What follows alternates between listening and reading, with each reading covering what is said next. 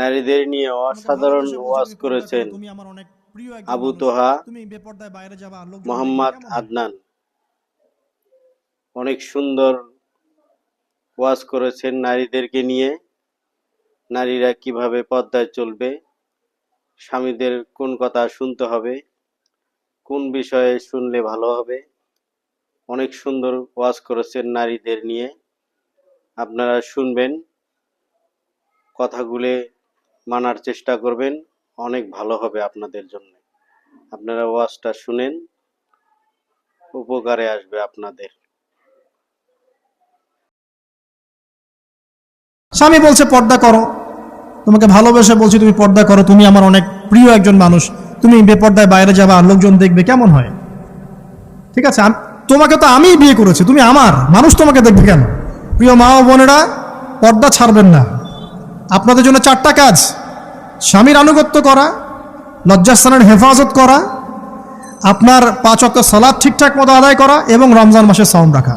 নবীজি বলেছেন সাল্লাল্লাহু আলাইহি ওয়াসাল্লাম, জান্নাতের যে কোনো দরজা দিয়ে ইচ্ছা আপনি প্রবেশ করতে পারবেন।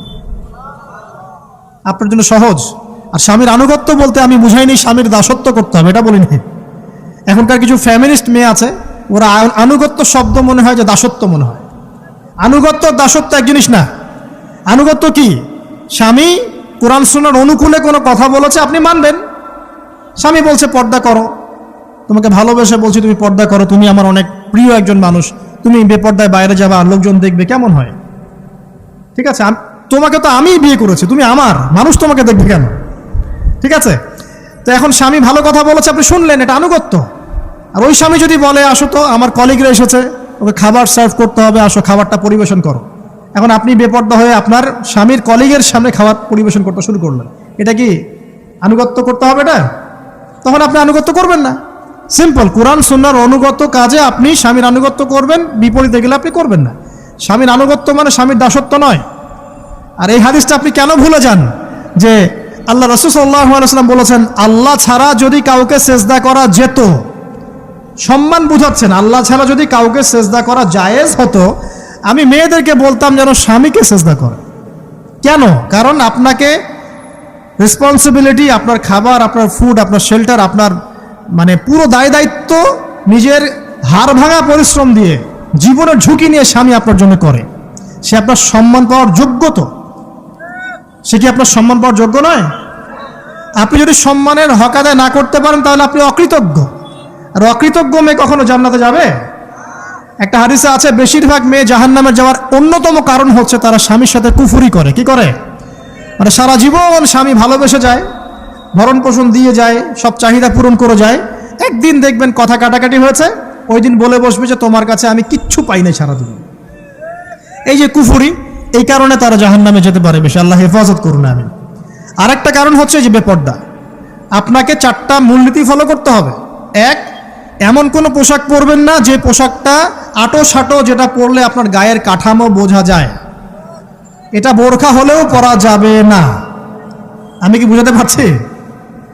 ডিজিটাল বোরখা দেখেন নাই? দেখছেন? মাশাআল্লাহ। আর কারা কারা দেখছেন? এদিকে চোখ বেশি যায় না? আচ্ছা, এমনি দেখা যায়, চোখ দিতে হয় না, এমনি দেখা যায়। ডিজিটাল বোরখা চলবে না, ডিজিটাল বোরখা চলবে না। আমার মত, এটা আমি মত দিচ্ছি, আমি আল্লাহর রাস্তায় সময় দিয়েছি অনেক দিন, এবং এখানে যে পর্দাটা শেখানো হয়, এরকম পর্দা আমি অন্য কোথাও দেখিনি। এত চমৎকার পর্দা শেখানো হয়। কারা কারা সময় লাগিয়েছেন? 3 দিন 7 দিন সময় দিয়েছেন কারা কারা? বেশিরভাগই দেন নাই। সমস্যা নাই, দিতে হবে, আমি বাধ্যতামূলক বলিনি আপনাকে। বলেছি এখানে পর্দা শেখানো হয়, চমৎকার পর্দা শেখানো হয়, যে এখানে চোখটা পর্যন্ত তাদের ঢেকে রাখার তালিম দেওয়া হয়। যাই হোক, যেখানেই শেখেন, অ্যাটলিস্ট পর্দাটা শিখলেই হলো। এমন পোশাক হবে না যেই পোশাকটা আটো সাটো, যেটা পরে আপনার গায়ের কাঠামো বোঝা যায়। 2 নম্বরে এমন পোশাক পরা যাবে না যেই পোশাকটা পরলে বাহির থেকে ভিতরের অঙ্গ দেখা যায়। দেখেছেন? দেখেন নাই? দেখছেন হুজুর? আচ্ছা, আপনারা তো সব দেখেন দেখি। তারপরে 3 নাম্বার, এমন পোশাক পরা যাবে না যেটা অমুসলিমদের সাথে সাদৃশ্য আছে। কথা বুঝতে পারছেন? অমুসলিমদের ধর্মীয় বিষয়ের সাথে সাদৃশ্য আছে, এমন পোশাক মুসলিম মেয়েদের পরা যাবে না। এর মানে এই নয় যে অন্য ধর্মকে আপনি আক্রমণ করবেন, এটাও নয়। যে যার ধর্ম তাদের স্বাধীনতা মতো পালন করবে, মুসলিমরা বাধা দিবে? দিবে না। মুসলিমরা দাওয়াত দিতে পারে, কি করতে পারে? দাওয়াত দিতে পারে যে ভাই যে লা ইলাহা ইল্লাল্লাহর কনসেপ্ট আপনাকে বুঝাচ্ছি, আল্লাহ ছাড়া কোনো মাবুদ নাই, মুহাম্মদ সাল্লাল্লাহু আলাইহি ওয়াসাল্লাম সর্বশেষ রাসূল, এই কোরআন পড়ুন, হাদিস পড়ুন, দেখুন এটাই হচ্ছে মানবতার মুক্তির সনদ। এরপর যদি সে ইসলাম কবুল করে আলহামদুলিল্লাহ, যদি না করে এর হিসাব কে দিবে? সে নিজে দিবে। এর হিসাব কি আমাকে দেওয়া লাগবে? দেওয়া লাগবে না।